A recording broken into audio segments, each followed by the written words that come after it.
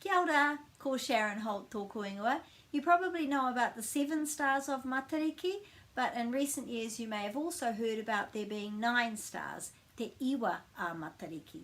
And that's thanks to the great work of Dr. Rangi Mātāmua, this beautiful book that I love, Matariki, the Star of the Year. He's also got lots of information about the 9 stars on his Facebook page, Living by the Stars, and you can just Google that and find lots of things about the stars.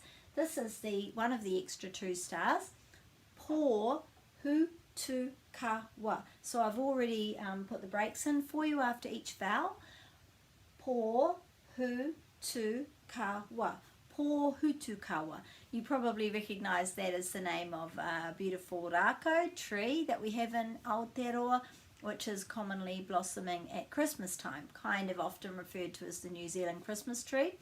Pō Hutu Kawa. But you might pronounce that as Pāhuta Kawa. But it's actually pō, and there's a macron over the O, so that's where the stress is in the word, the emphasis. Pō, and this is hutu, not huta. Hutu. Pō Hutu Kawa. So that's the pronunciation of the tree and the star.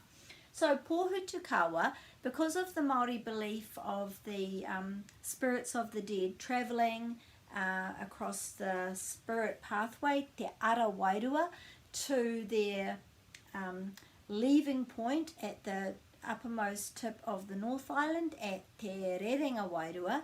At the bottom of that is an ancient Pō Hutu Kawa tree, and so the star Pō Hutu Kawa is particularly referring to that tree, and it's kind of like the leaving place of the spirits of the people who have died. And you're probably familiar, due to our Matariki book and other reasons, that the time of Matariki, one of the things, as well as looking forward, is looking back and remembering those who have passed away in the previous year.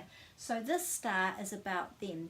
This star is about the people who have passed away, particularly in the previous year, but also the people who have passed away before that as well. So that's what that star refers to, and that's the pronunciation, Pō Hutu Kawa. Ka kite.